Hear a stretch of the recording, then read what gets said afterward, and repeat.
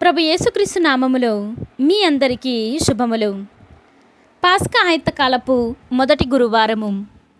ప్రభు, నీవు తప్ప ఇతర ఆశ్రయమెరుగని ఏకాకిని. మొదటి పట్టణము ఎస్తేరు గ్రంథము 12వ అధ్యాయము 1వ వచనము మరియు 3వ వచనము నుండి 5వ వచనం వరకు మరియు 12వ వచనము నుండి 15వ వచనం వరకు. ఆ దినములలో ఎస్తేరు కూడా మరణ భయము వలన కృంగిపోయి ప్రభువును ఆశ్రయించెను. ఆమె ఇజ్రాయేలు ప్రభువైన దేవునికిట్లు మనవి చేసెను. ప్రభు, నీవే మా రాజువు. ఏకాకినై దిక్కుమాలి ప్రాణాపాయ స్థితిలోనున్న నన్ను కరుణింపుము. నీవు కాక నాకు సహాయకుడెవడు? సకల జనుల నుండి నీవు ఇశ్రాయేలీయులనే ఎన్నుకొంటివని, సకల జాతుల మూల పురుషుల నుండి మా పితరులని నీ జనముగా స్వీకరించితివని, నీవు చేసిన ప్రమాణములెల్లా నిలబెట్టుకొంటివని చిన్ననాడే మా వారు నాకు వినిపించిరి. ప్రభు, మమ్ము జ్ఞప్తికి తెచ్చుకొనుము. నీ బల సామర్థ్యము చూపి ఆపదలో చిక్కిన మమ్ము ఆదుకొనరమ్ము. సర్వశక్తిమంతుడవు దేవుడవైన ప్రభు, నా మట్టుకు నాకు ధైర్యము ప్రసాదింపుము. సింహపు గుహలలో అట్టడుగిన నాకు సముచితముగా మాటలాడు శక్తిని దయచేయుము. ఆ రోజు కోపమును మా శత్రువు మీదికే మరల్పుము. ఆ పగతుడు అతని బలగము అనగారిపోవునట్లు చేయుము.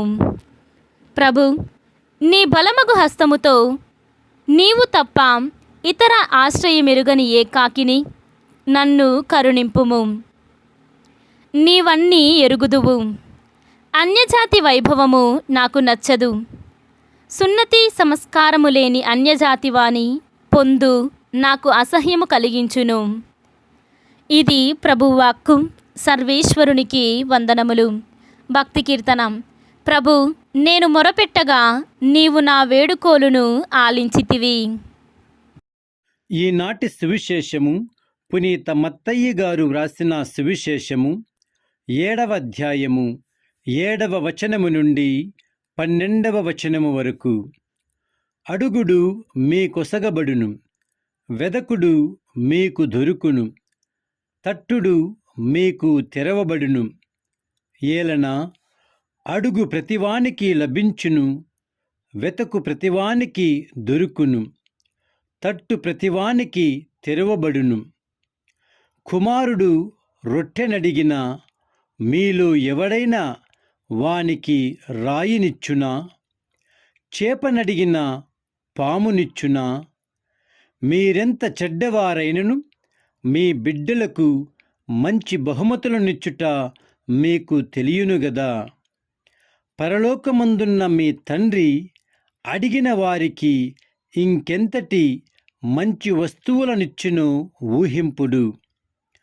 ఇతరులు మీకేమి చేయవలేనని మీరు కోరుదురు, దానిని మీరును పరులకు చేయుడు. ఇది మోషే ధర్మశాస్త్రము, ప్రవక్తల ప్రబోధము. ఇది క్రీస్తు సువిశేషము. క్రీస్తువా, మీకు స్తుతి కలుగునుగాక.